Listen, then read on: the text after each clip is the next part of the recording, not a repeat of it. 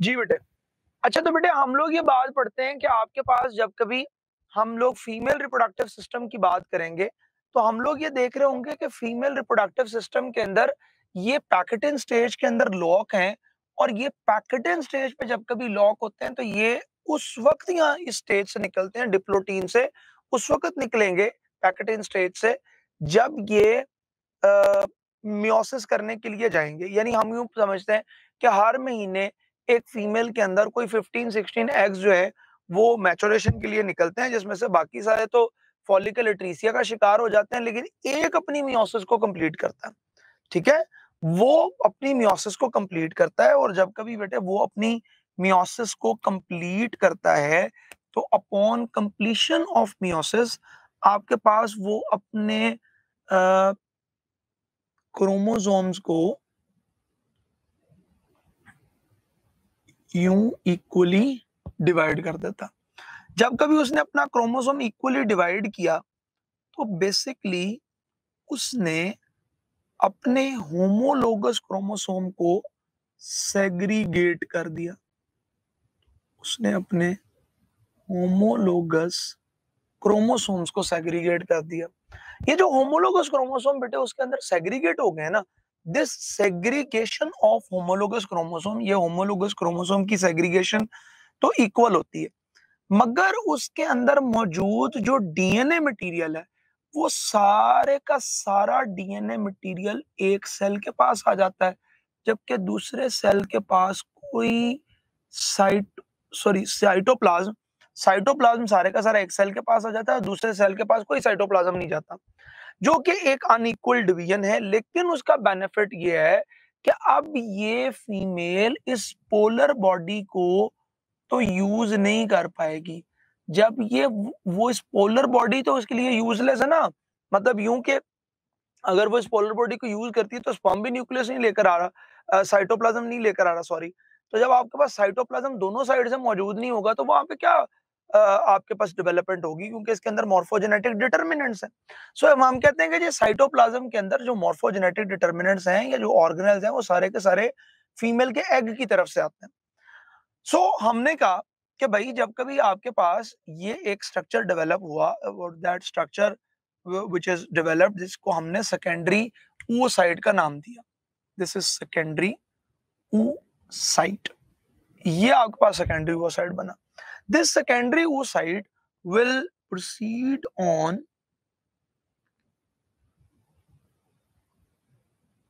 through the process of ये चली थी meiosis 1, this is now meiosis 2।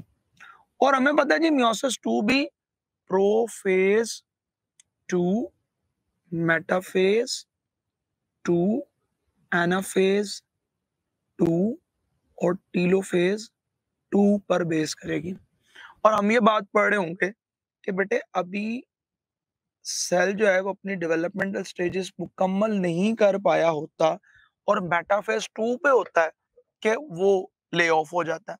यानी ये जो आपका सेकेंडरी वो साइट है, असल में ये यहाँ पर जब कभी भी रिलीज होता है तो ये सेकेंडरी वो साइट के क्रोमोसोम इक्वेटरल प्लेट के ऊपर होते हैं। ये यूं इस प्लेट के ऊपर होंगे, आपके पास यूं ये सेल बना होगा और ये मेटाफेज 2 का सेल होगा जो कि सेकेंडरी वो साइड कहलाएगा।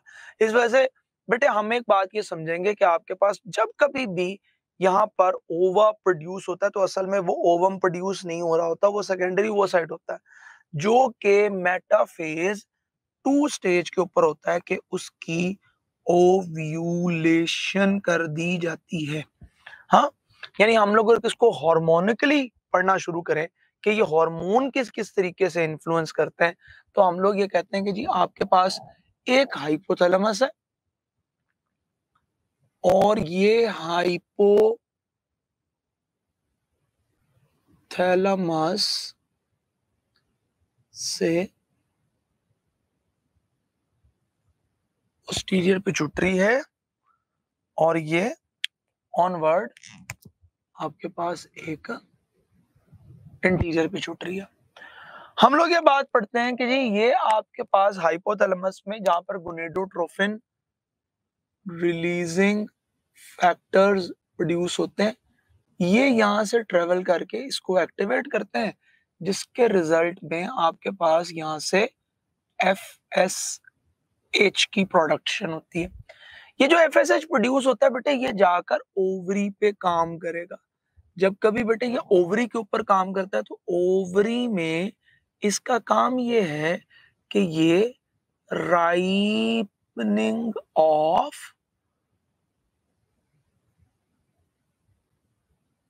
फॉलिकल्स में रोल प्ले करते हैं। ये फॉलिकल्स की राइपनिंग करते हैं। तब कभी आपके पास फॉलिकल्स की राइपनिंग स्टार्ट होती है तो राइपनिंग ऑफ फॉलिकल्स के अंदर यहां पर रिलीज होना शुरू होते हैं, राइपनिंग ऑफ फॉलिकल्स में रिलीज होते हैं एस्ट्रोजेंस। और इसका मतलब है कि जब कभी फॉलिकल राइप करेंगे तो एस्ट्रोजन प्रोड्यूस हुए, इसका मतलब फीमेल में पहले एस्ट्रोजन की प्रोडक्शन नहीं हो रही थी। इसका मतलब है कि जब कभी फीमेल सेक्सुअली अडल्ट स्टेटस के ऊपर आएगी, प्यूबर्टी के अंदर आएगी, तो तब एस्ट्रोजन प्रोड्यूस करेगी। हम ये बात समझ गए कि आपके पास अगर मेल और फीमेल के अंदर गेमेटोजेनेसिस और सेक्स हार्मोन की प्रोडक्शन का एनालिसिस किया जाए तो बेटे ये एक डिफरेंट तरह से इन्फ्लुएंस करेंगे। मिसाल के तौर पर अगर मैं गेमेटोजेनेसिस की बात करूं, अगर मैं गेमेटोजेनेसिस की बात करूं और दूसरे नंबर पर बात चल रही हो आपके साथ सेक्स हार्मोन प्रोडक्शन की, तो हम लोग डेफिनेटली फिर बात इस पे पहुंचेंगे कि जब कभी आप इसमें मेल को कंसिडर करोगे, जब कभी आप मेल को कंसिडर करोगे तो मेल गेमेटोजेनेसिस करवाते हैं एट प्यूबर्टी, जबकि फीमेल गेमेटोजेनेसिस के लिए तैयार होती हैं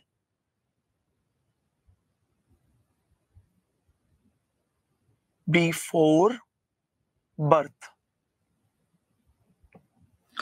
अगर इसको ही हम लोग ऑनवर्ड लेके चलें कि सेक्स हार्मोन कब प्रोड्यूस होते हैं, तो उसने कहा जी सेक्स हार्मोन अगर आप मेल में देखोगे तो टेस्टोस्टेरोन तो उसकी पैदाइश से पहले प्रोड्यूस हो रहा होता है, वो बी फोर बर्थ प्रोड्यूस होता है, जबकि मेल में सेक्स हार्मोन की प्रोडक्शन एट प्यूबर्टी होती है। ठीक है जी। So this is how we can say that कि आपके पास ये दोनों चीजें यूं अल्टरनेट करती हैं। ये एस्ट्रोजन जो आपके पास बेटे यहाँ पे प्रोड्यूस होता है, ये एस्ट्रोजन फीमेल में सेकेंडरी सेक्सुअल कैरेक्टरिस्टिक्स को डेवलप करवाता है और ये कि ये प्रोलिफरेशन ऑफ यूट्रस में हेल्प करता है।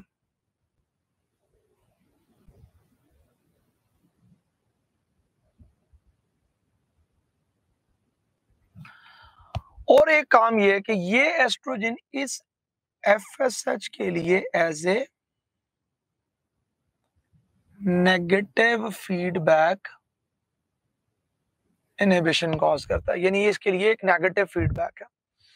मोरओवर हम ये कहते हैं कि इस एस्ट्रोजन की हाई क्वांटिटी में एक पीक मिलती है LH को और LH जो कि इंटीरियर पिट्यूटरी से रिलीज होना शुरू होता है। ये LH बेटे ओव्यूलेशन करवाएगा, यानी ये एक्ट करेगा ग्राफियन फॉलिकल पर और ग्राफियन फॉलिकल से ओव्यूलेशन करवा देगा, जब कभी ओव्यूलेशन हो जाएगी तो बेटे पीछे लेफ्ट ओवर बॉडी जो हमारे पास बचती है उसका नाम होता है कॉर्पस ल्यूटियम। ये जो कॉर्पस ल्यूटियम होती है ये प्रोड्यूस करती है प्रोजेस्टीरॉन्स।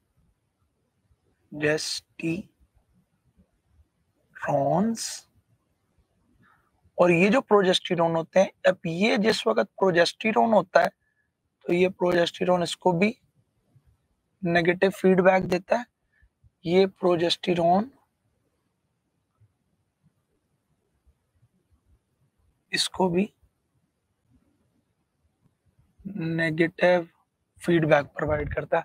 सो प्रोजेस्टेरॉन बेसिकली जब तक मौजूद रहेगा तो कोई नया साइकिल स्टार्ट नहीं हो रहा होगा। अगर ओवा मौजूद भी थे तो वो ओवा रिलीज नहीं हो रहे होंगे। तो ओवा के रिलीज के लिए इट इज वेरी नेसेसरी कि एलएच मौजूद हो, और जब अगर प्रोजेस्टेरॉन हुआ तो तब कोई ओवा या कोई नया साइकिल नहीं चलेगा। इस वजह से हम लोग ये बात करेंगे कि जब फीमेल एक प्रेगनेंसी स्टेट से पास करती है तो उसके अंदर प्रोजेस्टेरॉन का लेवल हाई होता है। मोर ओवर ये कि जब कभी बर्थ कंट्रोल पिल्स यूज की जाती हैं तो उनके अंदर भी प्रोजेस्टेरॉन का लेवल ही हाई होता है, राइट। हम लोग ये बात बेटे यहाँ पर पढ़ते हैं कि जब कभी आपके पास यहाँ पर लेट्स सपोज FSH आया, जो हमने वहां से पढ़ ली बातें, तो ये FSH इसकी डेवलपमेंट करवाएगा, जिस डेवलपमेंट के रिजल्ट में आपके पास ये सेल्स मल्टीप्लाई करना शुरू करेंगे। और जब कभी मेरे बेटे ये सेल यूं मल्टीप्लिकेशन करेंगे तो ये मोर ग्रेनुलोजा सेल्स की फॉर्मेशन करेंगे, जिसके नतीजे में आपके पास यहाँ पर प्राइमरी ओसाइट को एक्टिवेट किया जाएगा कि वो सेकेंडरी ओसाइट में कन्वर्ट हो जाए। और ये सेल्स खुद से एस्ट्रोजन की प्रोडक्शन करेंगे। और याद रखिएगा कि ये सारे के सारे इवेंट जो है वो कॉर्टेक्स के अंदर परफॉर्म हो रहे होंगे। आपके पास जो इसकी बाहर वाली जोन है जिसको हम लोग ट्यूनिका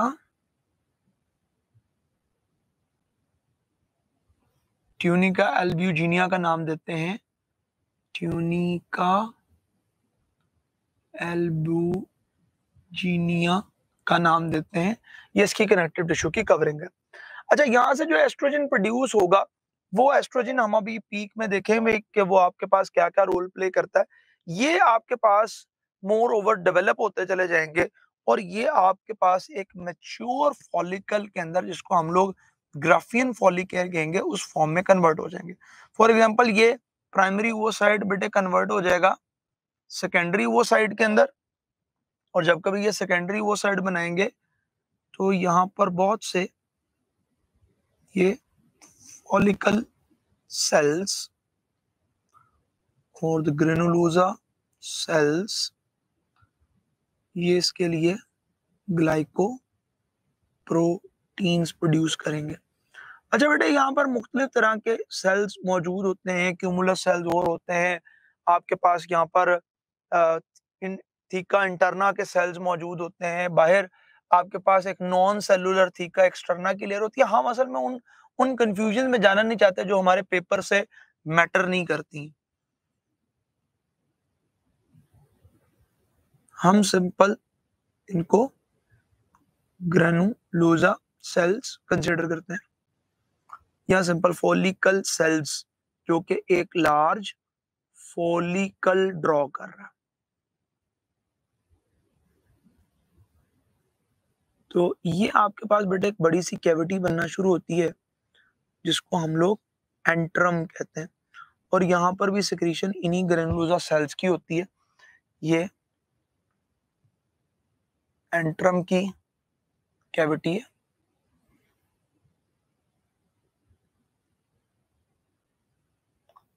और ये बारथीका इंटरना के सेल्स होते हैं। और ये लेयर। सो हम कहते हैं कि जी ये आपके पास एक ओवा कहलाता है जिसको हम लोग ग्राफियन फॉलिकल का नाम देते हैं। अच्छा बेटे, हम अक्सर ये गलती कर देते हैं कि हम जब कभी ग्राफियन लिख रहे होते हैं तो हम डबल एफ के साथ ग्राफियन लिख देते हैं, जबकि GRAAFIAN है। सो ग्राफियन के अंदर ये डिफरेंस है। हम कहते हैं कि जी जब कभी ये सेकेंडरी ओवोसाइट यहाँ से रिलीज होता है तो असल में ये वो सेकेंडरी ओवोसाइट है जो रिलीज हो रहा है। तो मैं अगर आपको कहूँ कि ये सेकेंडरी ओवोसाइट आपके पास जो यहाँ से बेटे रिलीज हुआ, असल में ही वो है इस फॉर्म में है। हमको थोड़ा बड़ा करके देखें तो ये सेकेंडरी ओवोसाइट जो आपके पास यहाँ पे प्रोड्यूस होता है, इसके इर्द गिर्द यूं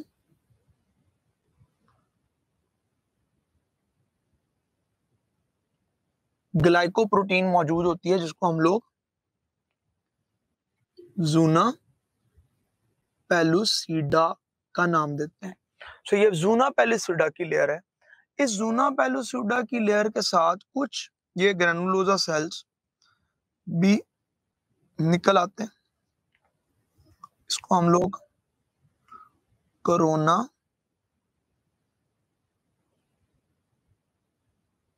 रेडिएटा का नाम देते हैं। जब कभी बेटे यहां से ये सेकेंडरी ओवोसाइट रिलीज हो जाता है तो इसके बाद आपके पास यहाँ पर एक लेफ्ट ओवर बॉडी की सूरत में एक स्ट्रक्चर बच जाएगा जिसको हम लोग कॉर्पस ल्यूटियम का नाम देंगे।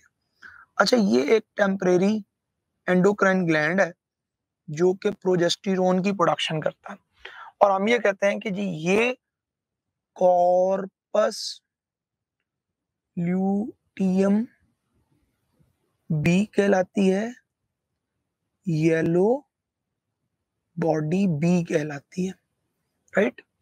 ये जब आपके पास नया नया रिलीज होता है तो बेटा कुछ अमाउंट में ना ब्लड भी रिलीज हो रहा होता है। तो वो जो ब्लड आपके पास यहाँ पर रिलीज होता है वो एक पिंकिश सी बॉडी बनती है जिसको हम लोग रेड बॉडी, पिंक बॉडी का नाम देते हैं। लेटर ऑन फिर ये अपनी मैच्योर फॉर्म में तकरीबन 14 days 13 to 14 days corpus luteum retain करती है। 13 टू 14 डेज लाइफ होती है कॉर्पस ल्यूटियम की, राइट, जो बाद में एट द एंड खत्म हो जाएगी, जिसको हम लोग कॉर्पस एल्बिकन का नाम देंगे, जो कि होगी वाइट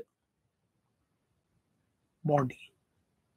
ठीक है, कॉर्पस एल्बिकन बन जाएगी जो कि वाइट बॉडी होगी, जो कि इसका ही डीजेनरेटेड पार्ट है, राइट।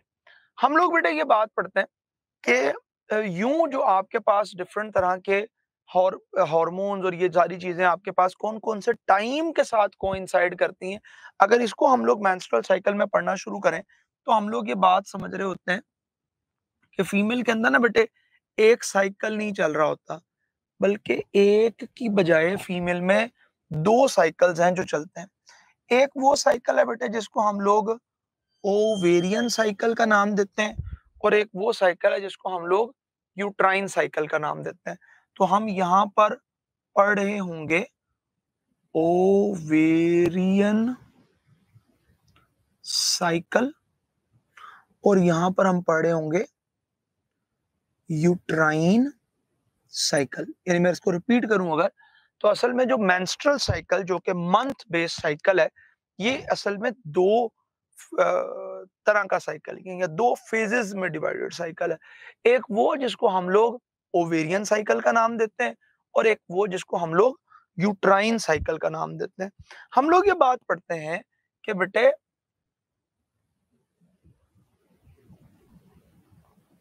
ये डे ऑफ ओव्यूलेशन है। लेट सपोज हमें पता है कि ये डे 1 से डे 28 तक के साइकिल है, ये approximately day 14 day of ovulation है।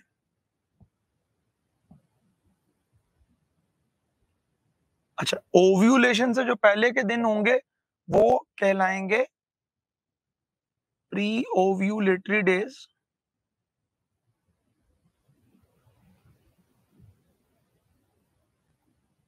ये प्री ओव्यूलेटरी फेज होगी और इसी तरह से ये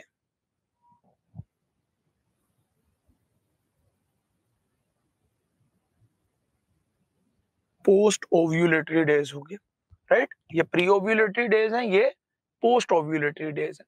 हम सिर्फ इस वक्त ओवेरियन साइकिल की बात कर रहे हैं कि ओवरी के अंदर कौन कौन से इवेंट्स प्रोसीड होते हैं। अगर बेटे आप इन ओवेरियन इवेंट्स की बात करें तो हम ये बात यूं समझेंगे कि आपके पास शुरू में फॉलिकल स्टिमुलेटिंग हार्मोन है जो अपनी पीक पे होता है। ये शुरू के दिनों में रिलीज होगा, बाद में इसका लेवल यूं डाउन। यहाँ पर गोनेडोट्रोफिन रिलीजिंग फैक्टर के रिलीज होने की वजह से ये अपनी थोड़ी सी पीक ले रहा होगा, लेकिन अगेन ये आपके पास इस फॉर्म में पाया जाएगा। सो फॉलिकल स्टिमुलेटिंग हार्मोन आपके पास वो हार्मोन होते हैं जो फॉलिकल्स की डेवलपमेंट कराते हैं, लेकिन जैसे ही आपके पास एस्ट्रोजन प्रोड्यूस होना शुरू होता है वो फिर उसको हिंडर करता है, उसको स्टॉप करता है। हम लोग दूसरे नंबर पे ये बात पढ़ते हैं कि आपके पास शुरू में चूंकि ग्रेनुलोसा सेल्स मौजूद नहीं है जो ये फॉलिकल सेल जो कि एस्ट्रोजन की प्रोडक्शन करें, तो जैसे जैसे आपके पास ये सेल्स फॉलिकल बड़े होना शुरू होते हैं तो ये राइपनिंग फॉलिकल्स प्रोड्यूस करना शुरू करते हैं एस्ट्रोजन।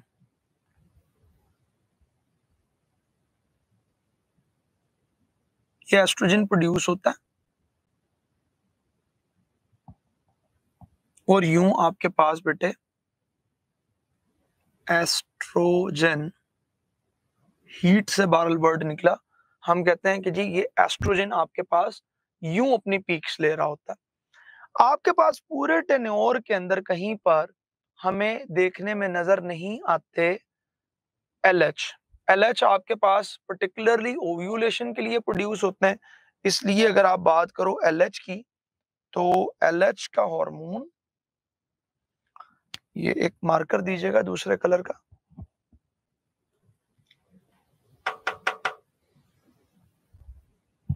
कलर दूसरा चाहिए, वो ही दे दें, यूज करके दे।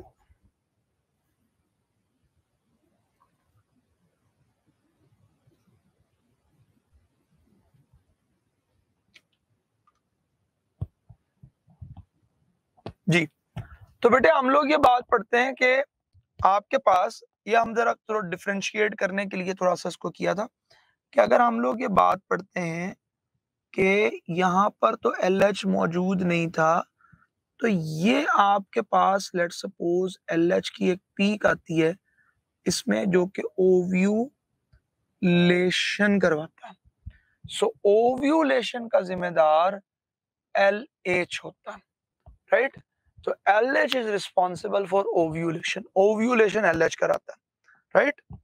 अच्छा, फिर आपके पास चूंकि पहले टाइम के अंदर कोई कोई किसी किस्म के हार्मोन्स मौजूद नहीं है, वो जो प्रोजेस्टेरोन, कोई कॉर्पस ल्यूटियम मौजूद नहीं है, सॉरी, तो कॉर्पस ल्यूटियम नहीं है तो आपके पास कोई प्रोजेस्टेरोन की प्रोडक्शन नहीं हो रही, तो हम कहते हैं प्रोजेस्टेरोन तो फिर आपके पास बाद में प्रोड्यूस होगा। यहाँ तक तो प्रोजेस्टेरोन की प्रोडक्शन नहीं है, ये प्रोजेस्टेरोन की प्रोडक्शन होती है, तो हम कहते हैं कि यूं प्रोजेस्टेरोन्स भी प्रोड्यूस होते हैं। मोरओवर हम लोग अगर बात करें तो हम लोग ये कहते हैं कि आपके पास इस पूरे साइकिल को, जिसको ओवेरियन साइकिल का आप नाम देते हो, दिस ओवेरियन साइकिल के 14 डेज से पहले तक फॉलिकल्स होते हैं, इसीलिए हम लोग इसको फॉलिक्यूलर फेज का नाम देंगे। जब कि 14 डेज के बाद चूंकि मौजूद होते हैं, फॉलिकुलर फेज के बाद कॉर्पस ल्यूटियम पाई जाती है, इसको हम लोग ल्यूटियल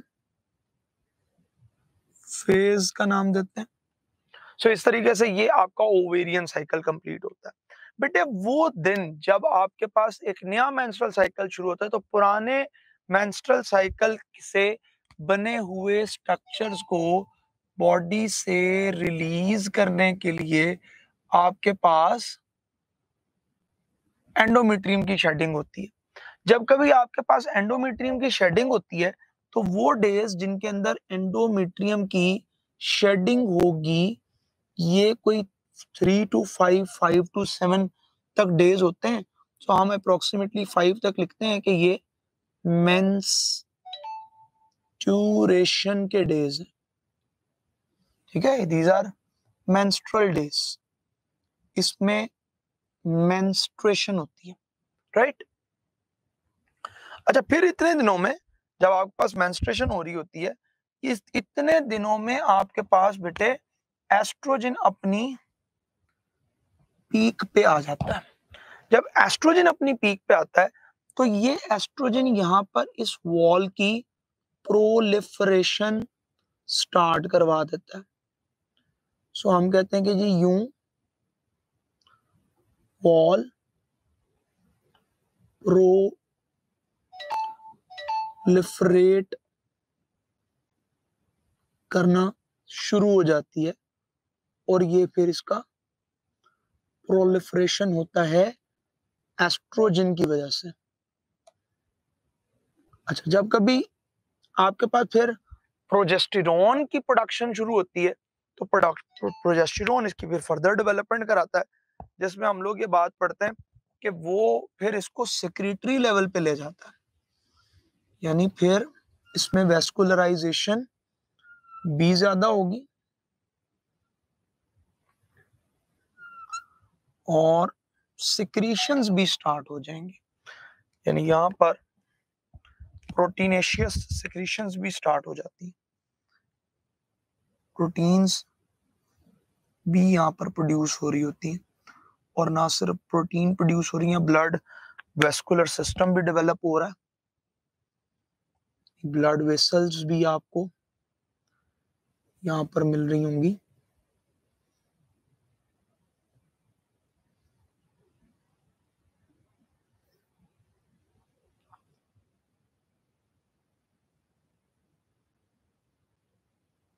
राइट, तो ये वाली जो फेज आपके पास लास्ट टाइम पे मौजूद होती है, इसको हम लोग सिक्रीटरी फेज कहते हैं,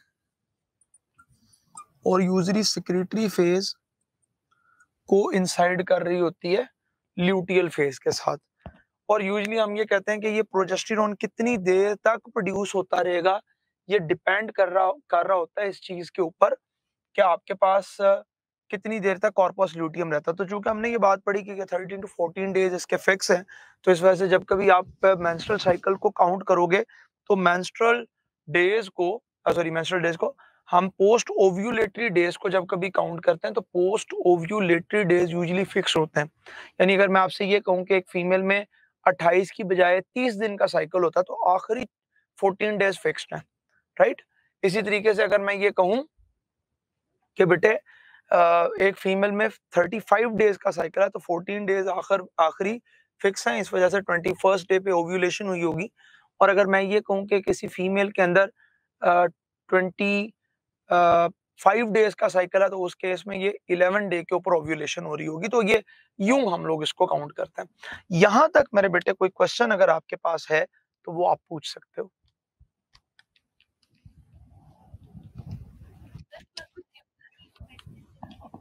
हाँ जी, हाँ जी, प्रोलैक्टिन बेटे असल में कॉर्पस ल्यूटियम को एलएच के साथ मिलकर स्टेबलाइज कराता है। यानी उसमें ये हो रहा होगा कि आपके पास उसकी रिटेंशन करवाने में रोल प्ले करते हैं। अच्छा, मजीद एक बात मेरे जहन में आ गई कि आपके पास ये जब कभी यहाँ पर लेट्स सपोज फर्टिलाइजेशन हो जाती है, फॉर एग्जांपल यहाँ पर अगर फर्टिलाइजेशन होती है, यहाँ पे स्पर्म एक्सेस कर जाता है, इस पॉइंट के ऊपर अगर फर्टिलाइजेशन होती है तो यहाँ पर फाइनली आपके पास अगर कोई पोलर बॉडी बनेगी तो यहाँ पर भी बनेगी आफ्टर फर्टिलाइजेशन भी आपके पास, या during fertilization is more appropriate, during fertilization जैसे स्पर्म एंटर होता है तो वो अपनी डेवलपमेंट कंप्लीट करता है, तो ड्यूरिंग फर्टिलाइजेशन यहाँ पर एक पोलर बॉडी फॉर्म होती है। So this is how we can complete it. तो बातें बेटे बहुत ज्यादा हैं, लेकिन हम लोग चूँकि उसको उसके प्रिसाइड ऑर्डर में देख रहे होते हैं, इस वजह से हम लोग इसको फिनिश ऑफ करते हैं। अगर कोई क्वेश्चन है तो बताइए?